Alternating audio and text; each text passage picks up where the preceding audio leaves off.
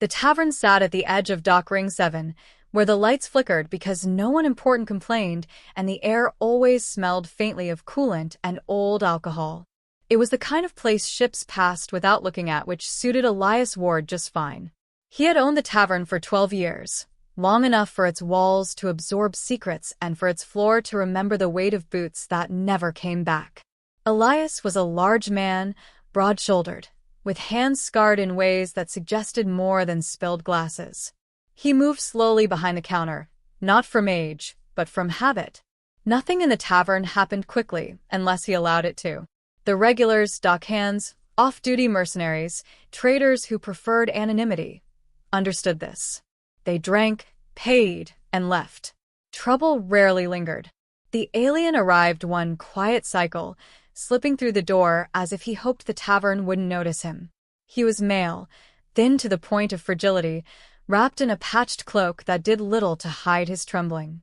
His species was unfamiliar to most: elongated skull, dull gray skin stretched tight over delicate bone structure, but Elias recognized the look in his eyes immediately.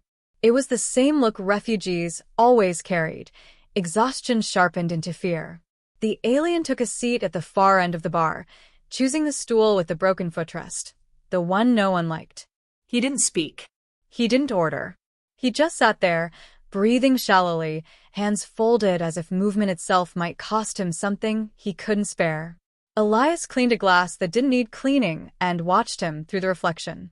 The alien's eyes tracked every sound: the hiss of the door, the clink of credits, the hum of the power conduits outside. When a group of armored traders laughed too loudly, the alien flinched hard enough to nearly fall off the stool. When the tavern thinned, Elias set a bowl on the counter. Stew. Hot. Nutritious. He didn't slide it directly to the alien. He left it 2 seats away and turned his back. Minutes passed. Then the faint scrape of ceramic. Elias didn't look, but he heard the careful way the alien ate, slow and reverent, like each bite might vanish if taken too quickly. The alien left without a word. The next day, he returned. So did the day after that. Elias never asked his name. He never asked where he came from. He never asked how a creature so clearly out of place had survived long enough to find Dock Ring 7. Questions created attachments, and attachments created obligations. Elias already had enough of those, even if he pretended otherwise. Instead, he fed him. Sometimes it was stew. Sometimes bread soaked in broth. Sometimes protein bars cut into smaller pieces, easier for fragile hands. The alien never begged. He never stole. On rare days, he placed a single credit chip on the counter. Always outdated, always nearly worthless. Elias accepted them without comment and added them to a drawer that hadn't been opened in years. Other patrons noticed the alien, but they learned quickly to ignore him. Anyone who stared too long found Elias's gaze on them, steady and unblinking. Trouble decided it had somewhere else to be. Weeks became months. The alien's posture straightened. The shaking lessened. His eyes remained wary, but there was something else in them now: focus, intelligence, a quiet intensity that made Elias uneasy in ways he couldn't quite define. The alien spoke once, months into his visits. Elias was wiping the counter when he heard a voice like dry wind over stone. "You are not afraid." Elias didn't stop wiping. "Fear wastes energy." The alien considered this, nodding slowly. "You must have had much energy once." "Enough," Elias said. After that, the alien spoke no more. But sometimes he watched the holoscreens mounted near the ceiling, his eyes narrowing at certain news segments. Galactic politics. Border skirmishes. The disappearance of a minor figure mentioned in passing, quickly dismissed by the anchors. Elias noticed the way the alien's hands clenched during those broadcasts, the way his breathing changed. He also noticed what the alien avoided. Any sign of authority made him shrink. Security patrols. Official insignia. Scanning drones drifting too close to the tavern's entrance. Once, when a customs officer stepped inside to ask for directions, the alien vanished so quickly Elias hadn't even heard the door. That was when Elias installed the second lock on the back corridor and rerouted the internal cameras. Old habits resurfaced easily. Years passed quietly, but the galaxy did not. Trade routes shifted. Rumors crept in with the travelers of purges, of entire species displaced or erased under the guise of stability. Elias listened without comment, polishing glasses and watching the alien grow stronger, though never truly well. On one particular night, the tavern was nearly empty. The station lights dimmed outside, signaling a cycle change. Elias placed a bowl in the usual spot. The alien did not reach for it immediately. "They are getting closer," the alien said softly. Elias looked at him then. Really looked. The alien's eyes were sharp, alert in a way Elias had not seen before. This was not the gaze of prey. "Who is they?" Elias asked. The alien hesitated, as if weighing the cost of truth. "Humans," he said at last. "In black vehicles." Elias felt something settle in his chest, cold and familiar. He nodded once, as if the alien had commented on the weather. "Eat," Elias said. "Food gets cold." Outside, far down the docking corridor, engines roared. Too many, too coordinated, moving far too fast for Dock Ring 7. The alien's hands trembled as he lifted the spoon.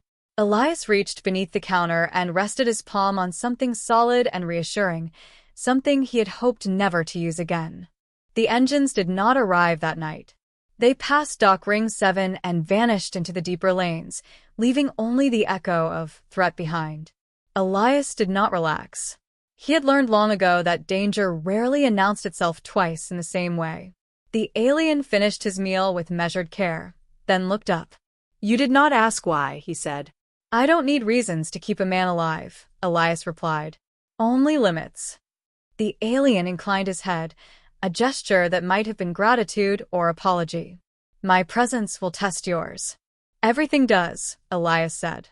Sit. "Eat when you're hungry. Leave when you want. Those are the rules." Time resumed its slow grind. Weeks folded into months again, but something fundamental had shifted between them. The alien no longer came only to survive. He came to observe. He watched Elias work, tracked the flow of patrons, memorized rhythms and exits. He noticed things before Elias pointed them out, and sometimes before Elias noticed them himself. Strength returned to the alien's body in increments, so small they were easy to miss. His hands stopped shaking entirely. His posture straightened. The hollows beneath his eyes filled, though his gaze grew heavier, burdened with thoughts he never voiced. When he spoke, it was sparingly, but his words carried weight. "You have served," he said once, during a lull. It was not a question. Elias snorted. "Everyone's served something." The alien studied him. "You still move like it." Elias did not deny it. He had learned that denying truths didn't make them quieter.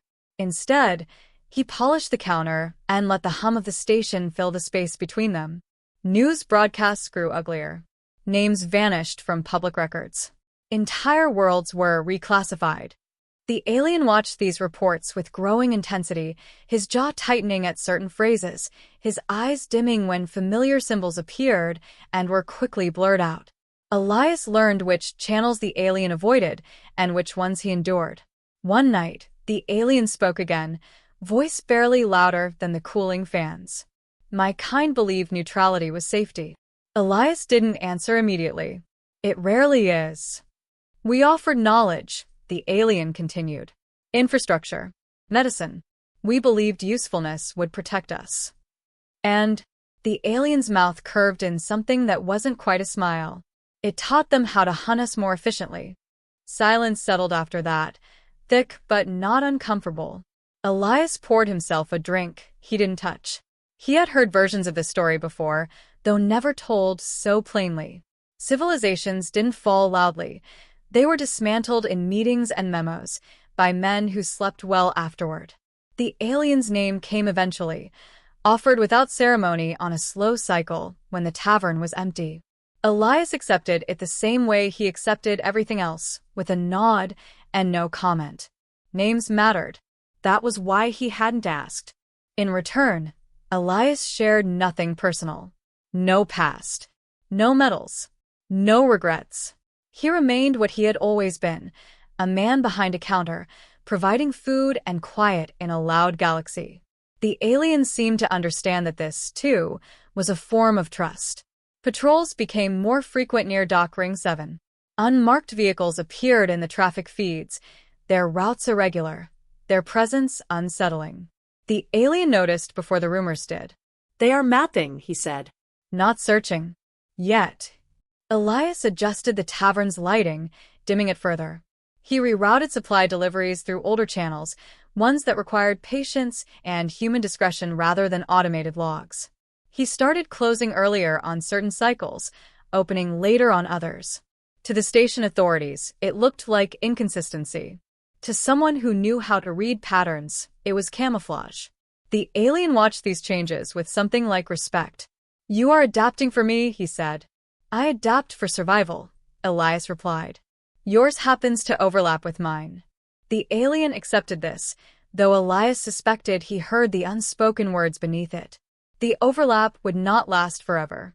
The first direct warning came in the form of a dead channel.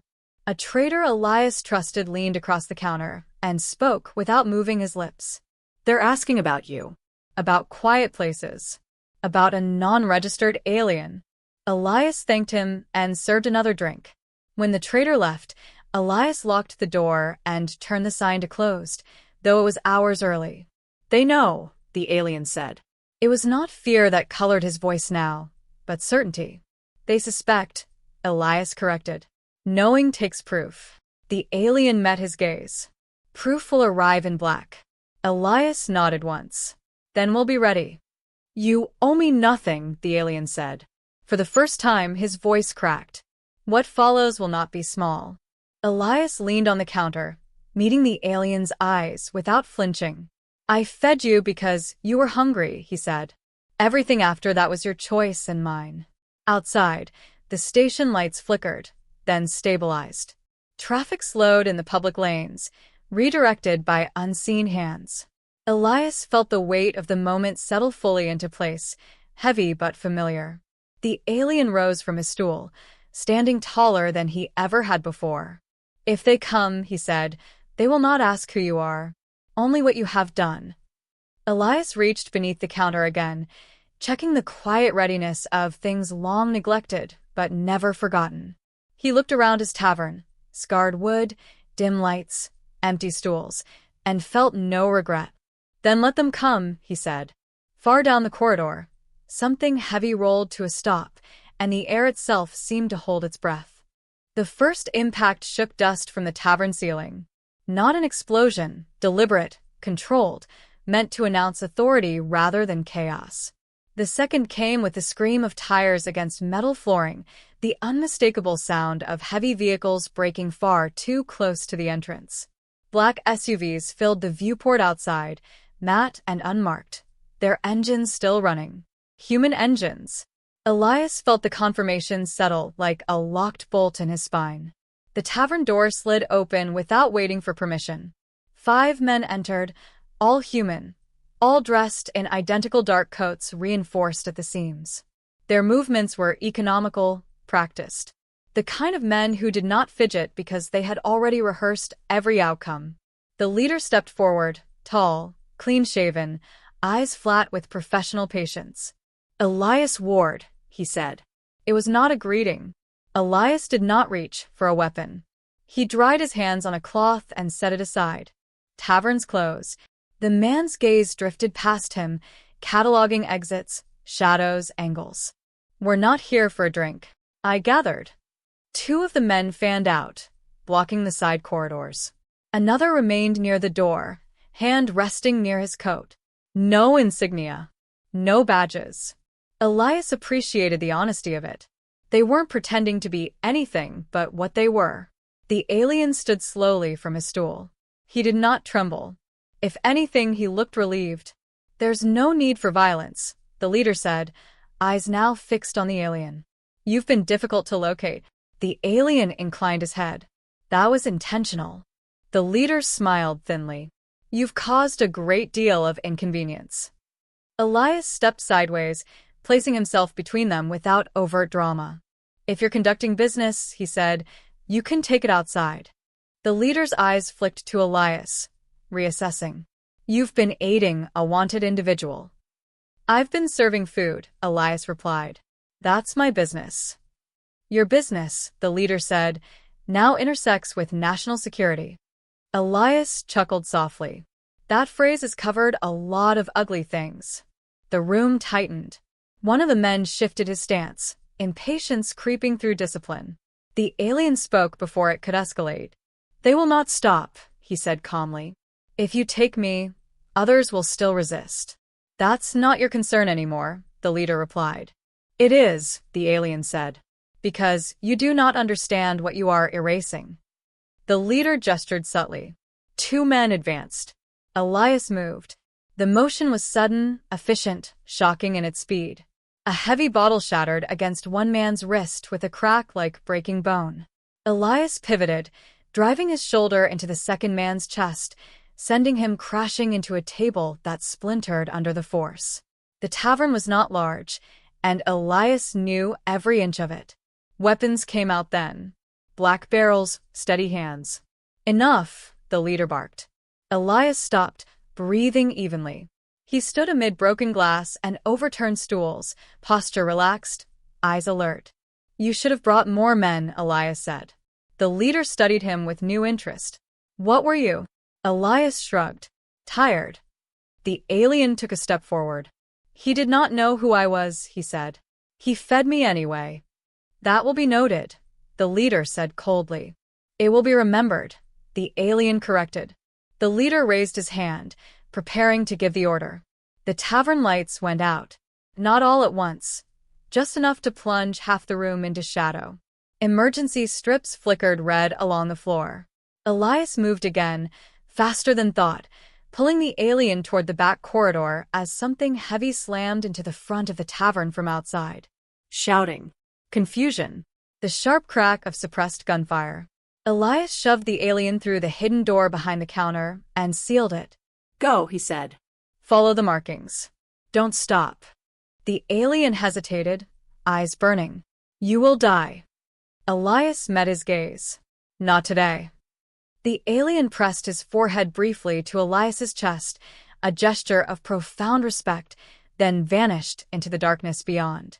Elias turned back as the door burst open, men flooding the room with weapons raised. The leader stepped through last, fury tightly leashed. "You chose wrong," he said. Elias smiled faintly. "I chose human." The leader leveled his weapon. Then the station's emergency alarms wailed, drowning out everything else. Red lights strobed. Overhead, a calm, automated voice announced a sector-wide lockdown. Dock Ring 7 sealed itself like a clenched fist. The leader cursed under his breath. Elias stood amid the wreckage of his tavern, hands empty, eyes steady, as the galaxy shifted around them. Outside, something far larger than SUVs moved into position, and the night was far from over. The alarms changed the tempo of the room.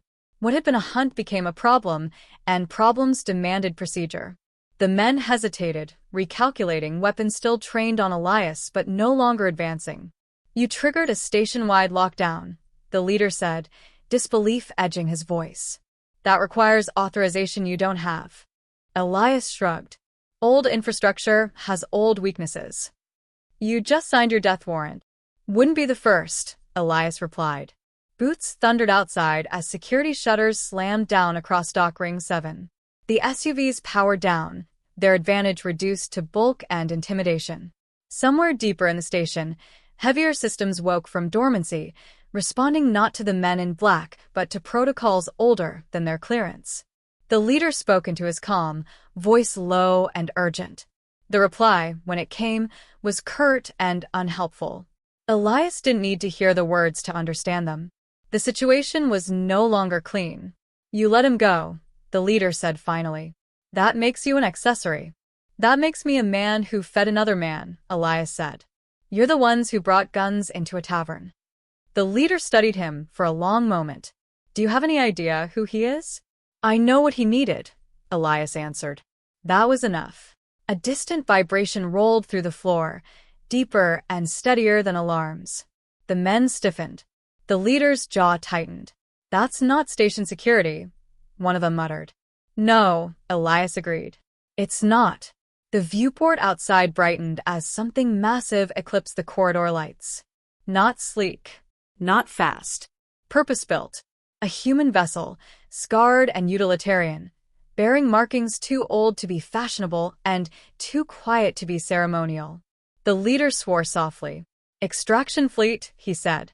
"Unauthorized." Elias leaned back against the counter, feeling the tension ease just enough to breathe. "Looks like your jurisdiction just got smaller." "You think this ends well for you?" The leader snapped. "They'll tear this place apart." "They already did," Elias said, glancing at the wreckage. "I can rebuild wood and glass." The leader lowered his weapon, expression hard but resigned. "This isn't over." "It never is," Elias replied. The men withdrew in disciplined silence, melting back into their vehicles as the corridor flooded with uniformed personnel who looked at Elias not as a target, but as a complication. No one touched him. No one thanked him. That suited him fine. Hours later, Dock Ring 7 breathed again. Shutters lifted. Alarms died. The tavern stood quiet and broken, bathed in the soft hum of normalcy returning. Elias cleaned. He worked methodically, sweeping glass, righting tables, resetting stools. The smell of spilled alcohol lingered, sharp and familiar. By the time he finished, the place looked much the same as it always had, worn, but standing. Near dawn's cycle, a message blinked onto the terminal behind the counter. "No sender. No signature. He is safe. He will be remembered." Elias stared at the words for a long time, then deleted them. He poured himself a drink and finally took a sip. Days passed. Then weeks. Stories traveled faster than official reports. Dockworkers whispered about a human tavern owner who stood between armed agents and a starving alien. Traders carried the tale to other stations, other systems. The details blurred, as they always did, but the core remained intact. Humans, the story said, were strange. They ignored power but respected need. They asked few questions and made dangerous choices quietly. They did not boast about their mercy, and they did not apologize for their defiance. Elias reopened the tavern. The stool at the far end of the bar remained empty. He kept it that way. Some nights, he placed a bowl of stew 2 seats down, letting it cool untouched. Other nights, he didn't. New patrons came, cautious at first. Old ones returned, nodding with unspoken understanding. No one asked about the marks on the floor or the patched wall near the counter. Far away, in places Elias would never see, a frail alien stood before councils and commanders, no longer frail, carrying with him the memory of a man who fed him without knowing why it mattered. That memory changed things. Not loudly, not all at once, but enough. One quiet cycle, as Elias locked up and dimmed the lights, a ship passed overhead, unmarked, unarmed, moving with deliberate calm. He watched it go, then turned back to his tavern. Tomorrow someone else would be hungry, and Elias Ward would be ready.